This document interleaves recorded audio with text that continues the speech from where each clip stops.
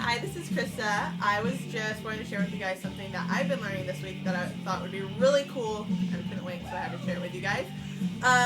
First of all, I'll just jump right in. I'm in Matthew 5, verse 3. It says, "Blessed are the pure in spirit, for theirs is the kingdom of heaven." And for a long time, I really didn't know what this meant. And I was like, well, I kind of had an idea, but I was like, what is the poor in spirit exactly mean? But this week, I've been learning a lot about this specifically, and I think it's really cool. So, the poor in spirit. The poor, this right here, I always thought it was like some abstract thing, but it's not really. Like, poor basically means poor. So what does it mean to be poor? It means that you possess nothing, that you have no home, you have no job to, go to every day, you have no, house to take care of, animals to feed, plants to water, right? You have no responsibilities. You possess nothing. You don't have money or anything, you're begging for your livelihood. And so to be poor is to possess, to literally have nothing. You don't possess anything. You don't have anything that has your name written on it. There's nothing that you have. So poor is basically that. So to be poor in spirit is basically the inward self parallel to like an outward beggar. So a beggar is basically what I described. So your inward self is paralleling that you within your spirit have the the concept is that you possess nothing, that you consider yourself as possessing nothing.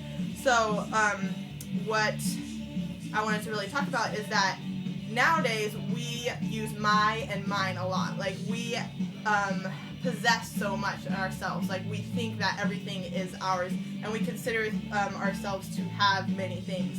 And God has set a place in our heart where He is the only ruler of our heart and our lives. And yet we, through time and selfish ambition, have created God, other things in place of God, and we worship those things over God, whether it be anything, our good looks, our ability to do, good in sports, our money, our job, whatever it may be. We set those things in our hearts, and pretty soon they take the place of God, and we worship them over God. And so we have all these things, and we consider ourselves as possessing those things, and we worship those things instead of God.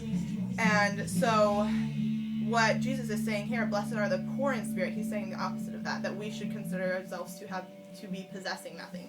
And a story that will really make this point all the more powerful is in Genesis chapter 22.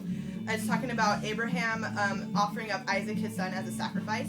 In the beginning of the chapter, God says, "Abraham, I want you to take," or we'll just start in verse 2, "Take now your son, your only son Isaac, whom you love, and go to the land of Moriah, and offer him there as a burnt offering, and on one of the mountains of which I shall tell you."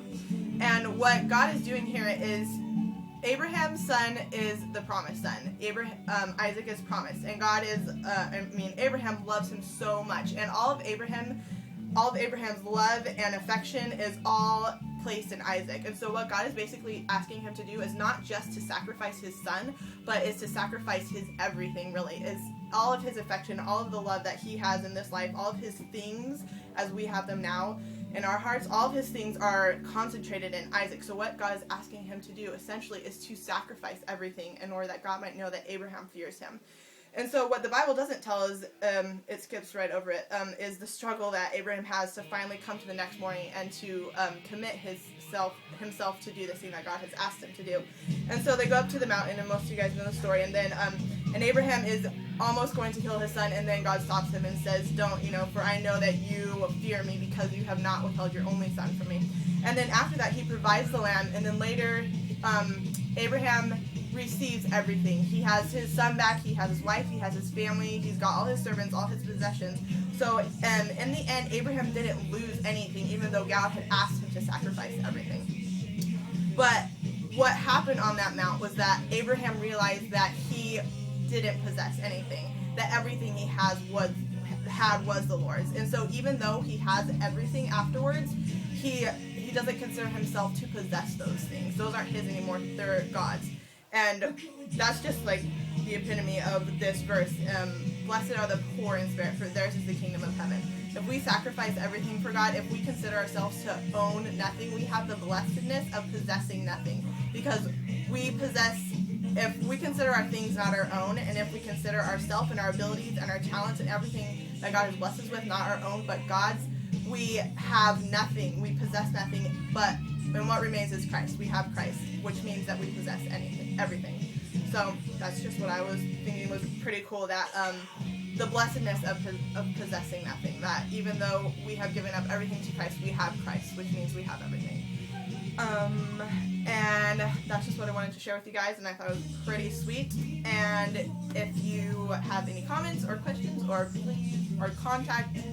please contact, let me see if I can remember this, Pariah Pro, wintercamp@pariahpro.com. Alright, thank you.